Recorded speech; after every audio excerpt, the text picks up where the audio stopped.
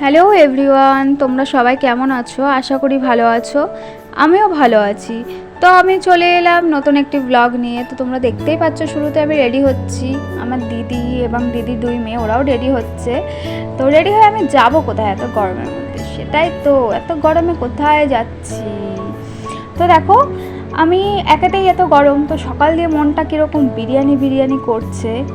গরম হলে কী হয়েছে, মন তো মানে না। তো ভাবলাম যে মনকে কষ্ট না দিয়ে চলেই যাই বিরিয়ানি খেতে দুপুরবেলায়। তো দুপুরে লাঞ্চটা ভাবলাম বাইরেই করে নিই। তো মনকে কষ্ট না দিয়ে বেরিয়ে পড়লাম আমরা দাদা বৌদির বিরিয়ানি খাওয়ার উদ্দেশ্যে। তো যেই ভাবা সেই কাজ, আমরা স্টেশনে চলে গেলাম এবং স্টেশনে গিয়ে আমরা ট্রেনেও উঠে পড়লাম দেখো। আর ট্রেনে উঠে আবার ব্যারাকপুরে নেমেও গেলাম, কত ফার্স্ট দেখো আমরা। তো ব্যারাকপুর স্টেশনে নেমে এবার হাঁটতে হাঁটতে যেতে হবে ওই পারে। তো দেখো এই যে মাঝখানে ম্যাডাম একটু নিজে ক্যাচ মেরে নিল। তো যাই হোক গাইস, গরম হোক, ঝড় হোক, বৃষ্টি হোক, বিরিয়ানি খাওয়াটা মানে বন্ধ হবে না। কি করব, মানে বিরিয়ানি লাভার হলে যা হয়, এত পরিমাণে ভালোবাসি। আর আমার না বিরিয়ানির মানে কি বলতো গাইস, বিরিয়ানি যে রাইসটা দেয় না, আমার ওটা খুব ভালো লাগে। রাইস আর আলুটা হলেই আমার যথেষ্ট। বিরিয়ানির চিকেনও চাই না, বিরিয়ানির মটনও চাই না, আমার ও দুটো হলেই যথেষ্ট। আর এই যে গিয়েই আবার লাইনে পড়ে গেছি, কারণ দাদা বৌদি হোটেলের লাইন পড়বে না তা তো হয় না। যখনই যাবো তখনই লম্বা একটা লাইন থাকবেই। তো একেবারে সোজা ভেতরে চলে গেলাম, আর গিয়েই একদম পুরো কোল্ড ড্রিঙ্ক অর্ডার দিয়ে দিলাম। এত গরমের মধ্যে থাকা যাচ্ছিল না, একটু কোল্ড ড্রিঙ্ক না খেলে হচ্ছিল না। তো কোল্ড ড্রিঙ্ক অর্ডার দেওয়ার পর খেতে খেতে ভাবছিলাম কী অর্ডার দেওয়া যায়।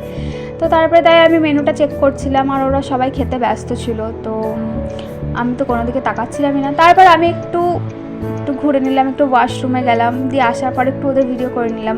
আর আসার পরে দেখছি আমার একটা স্টার্টার দিয়ে গেছে অলরেডি, সেটা হচ্ছে চিকেন রেশমি কাবাব। গাইস, তোমরা যদি যাও দাদা বৌদি বিরিয়ানি খেতে ওই হোটেলে, তো তোমরা চিকেন রেশমি কাবাবটা ট্রাই করো। মানে খুবই সুন্দর খেতে, খুবই দুর্দান্ত খেতে। এটা আমি দুবার গেছি, দুবারই আমি এটাই ট্রাই করেছি, মানে এতটাই আমার ভালো লেগেছে। এটা অবশ্যই একবার ট্রাই করে তোমরা খেয়ে দেখতে পারো, খুব সুন্দর লাগবে, আশা করছি ভালো লাগবে। এবার চলে এলো গাইস আমাদের সোস টপার মাটন বিরিয়ানি। আর বিরিয়ানি ছাড়া আমার জীবনটাই বৃথা। আমাকে মটন চিকেন দিতে হবে না, আমাকে জাস্ট রাইসটা, আলুটা আর একটা ডিম দিলেই আমি মানে প্রচণ্ড পরিমাণে খুশি হয়ে যাই। তো গাইস, আমি কিন্তু ফুড ব্লগার নই, তাই আমি ওরকমভাবে রিভিউ দিতে পারি না কোনটা কীরকম কী না।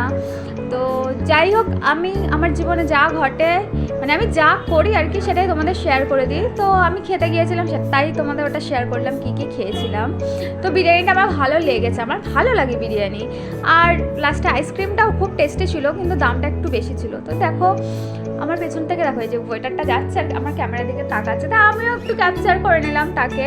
তো গাইস, তারপরে খাওয়া হয়ে যাওয়ার পর তো আমরা বাড়ির উদ্দেশ্যে রওনা দিয়ে দিলাম। তারপর স্টেশনে চলে দিয়ে বলবো, তো তোমরাও যাও, যখনই খেতে ইচ্ছা করবে চলে যেও, নিজের মনকে কষ্ট দিও না। তো তারপর আমার বাড়ি ফেরার পালা, আমি বাড়ি ফিরে গেলাম। আর আজ এটুকুই ছিল, টাটা, দেখা হবে পরের ব্লগে।